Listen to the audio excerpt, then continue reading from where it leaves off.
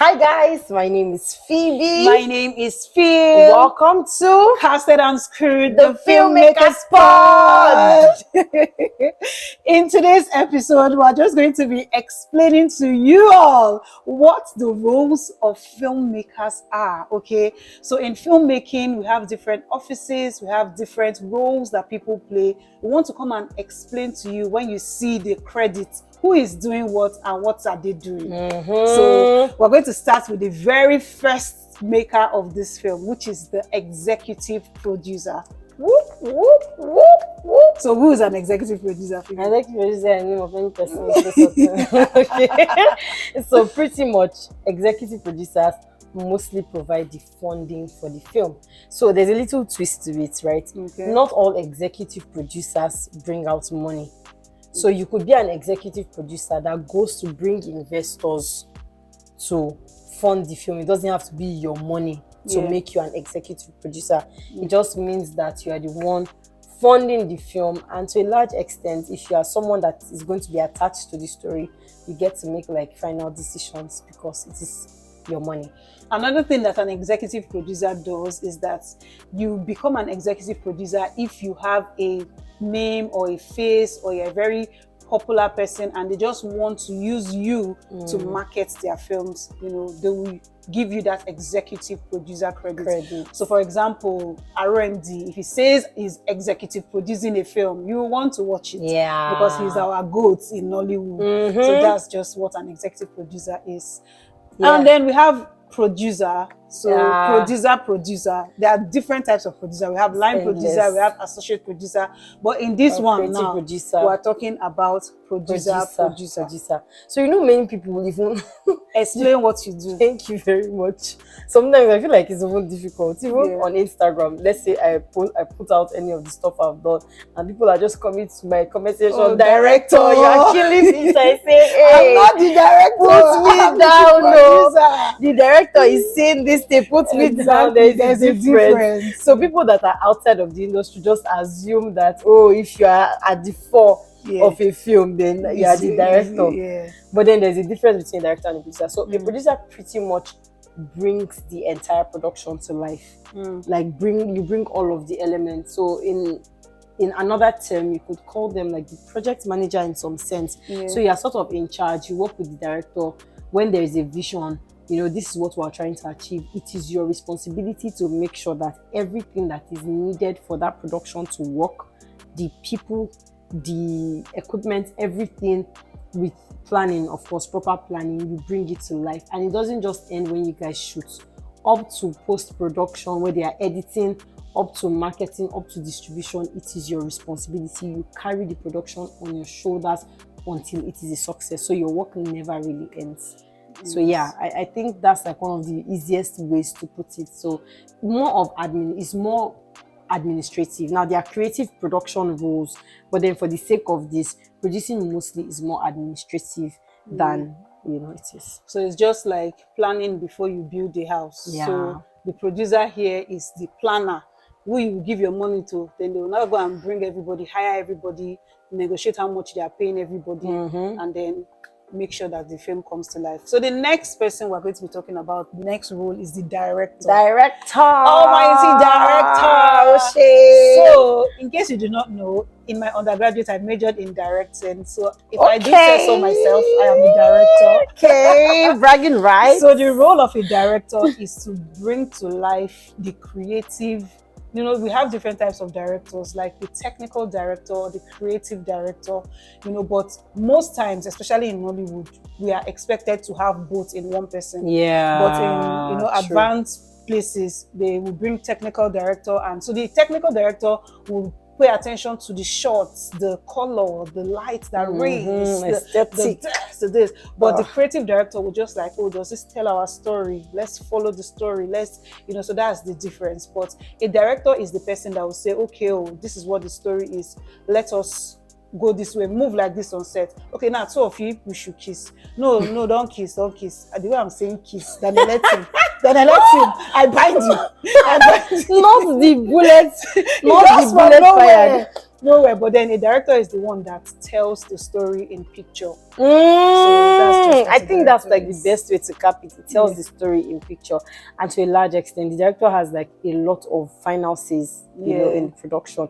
So it's like, I know what I'm seeing. This is my vision after reading the script, and I'm going to bring it to life. So how the production looks, where this is so fine, this area. Of course, there are other people that make it work, but then the director is like the one in charge of all of that. He brings the vision to life visually. Even though I want to slap you, you don't she. I'm a director.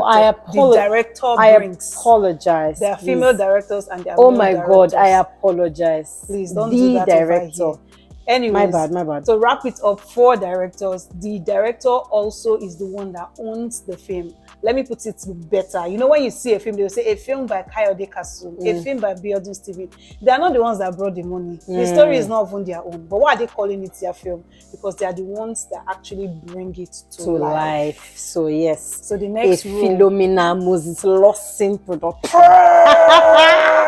I'm feeling it. Don't touch it. Don't touch it, though. The next one. Assistant director. Yes. See, guys, there's a misconception about assistant directors. Yes. And I think we should address it. We need to. So in the filmmaking space, when we say assistant directors, we're not talking about the person that assists the director that we just described. We're talking about a producerial role that has to do with scheduling and making sure that the set is run in a particular time or particular pace and delivering the film. You know, that's just what. So we have different types of assistant directors. We have first assistant director, second assistant director, third assistant director. These are the major ones, but as the case may be, we may have more. But the first assistant director's role, they work hand in hand with the director to make sure that the director's vision doesn't go over the budget that the producer has given. So now this film that you want to shoot, let's shoot it in 10 days. They work, of course, with the director to say, okay, can you achieve this thing in 10 days? Can you achieve this thing in 1 week?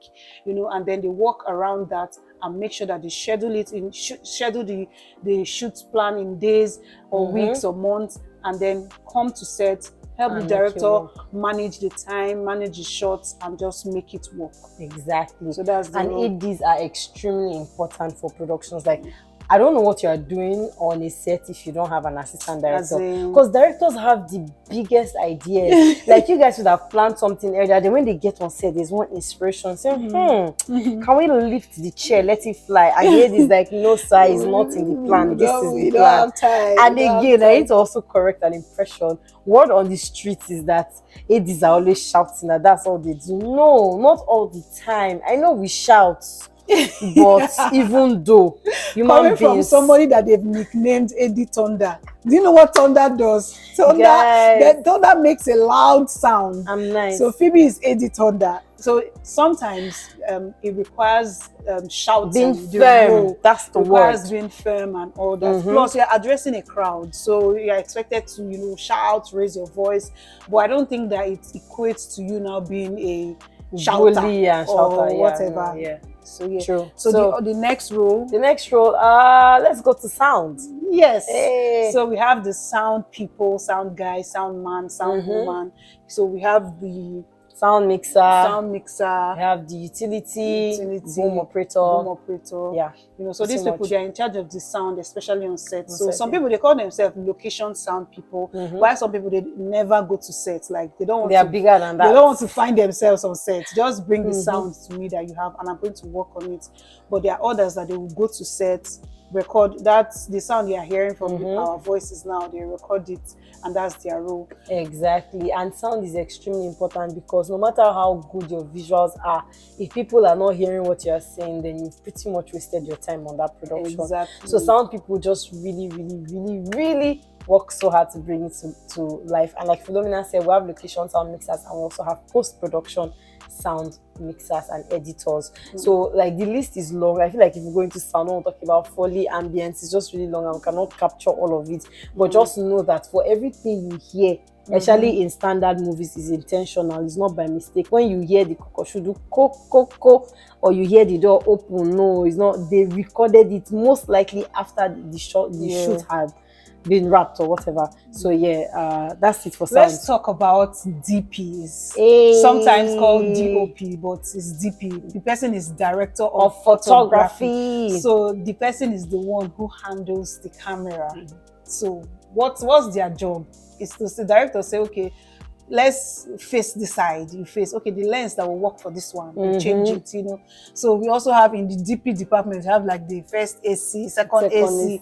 See, the list is long. It's long. But director of photography does not mean that they are coming to take pictures. You say you hear photography is video, they are coming to take, they are making video. Yeah. But yes, that's their role. And then you know that also there's in like senior climbs or like bigger platforms, there are some DPs that don't even touch the camera. They just direct the photography. Like they bring someone to be the cam operator. And then the director and the DP, they work hand in hand. You know, the DP has like a vast knowledge of the camera, the lights, the equipment. He's like in charge of that. So when the director gives a blocking to say, okay, I want this lady to move from here to here and I want this guy to move from here to here, the DP already knows that, okay, we need to set the light in this way, and explains to the light person, say, okay, we need to set the camera in this way, we need to use this particular lens and film it in this particular direction. So they pretty much are in charge of like what you see.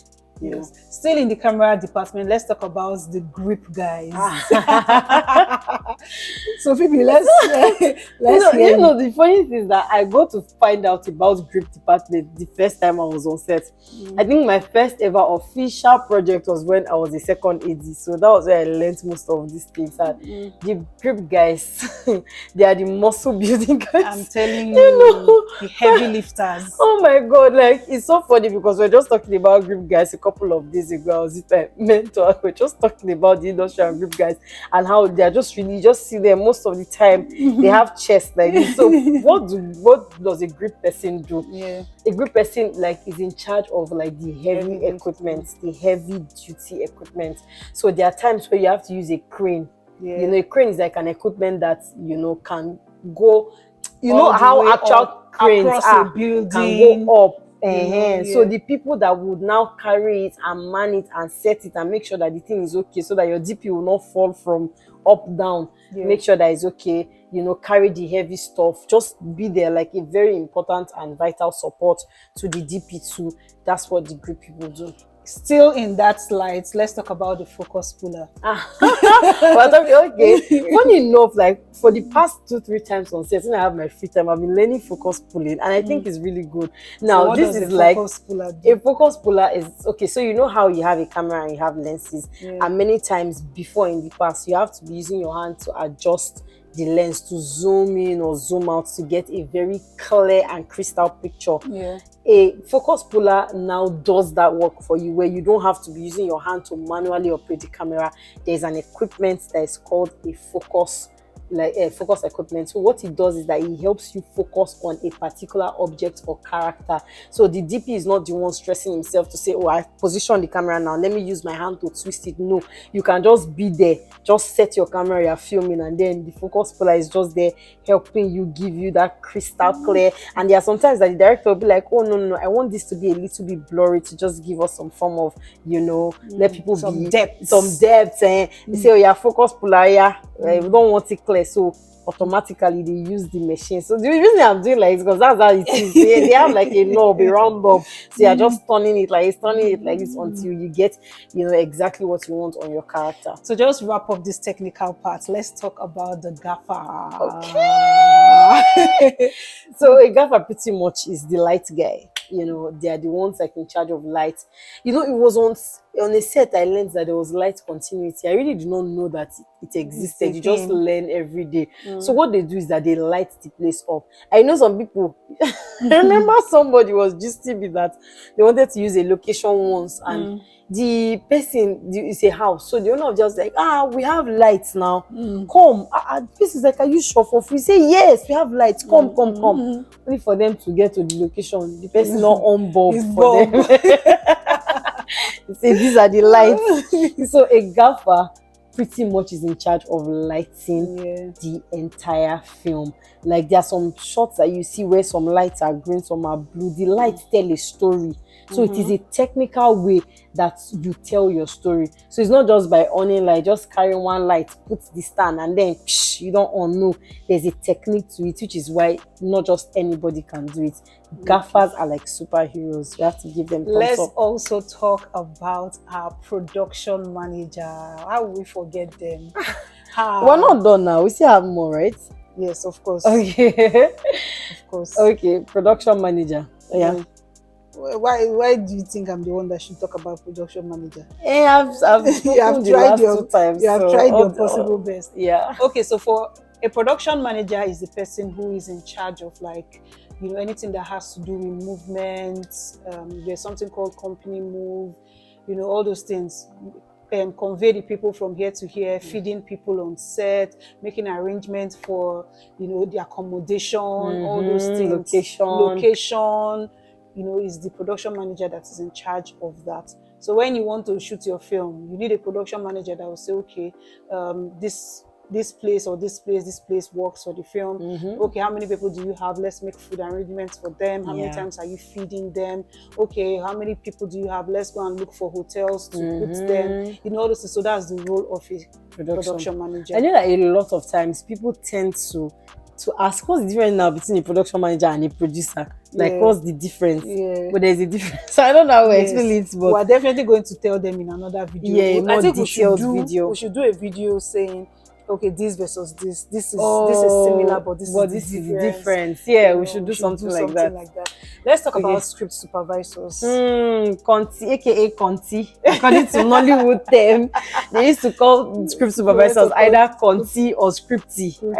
So what a script supervisor does literally is like they supervise the script. So you know you watch all those Nigerian films where they will enter with black wig. Then when they come from the kitchen to the parlor, the wig will change to green. So a script supervisor is supposed to monitor the script to make sure that we're doing everything accordingly.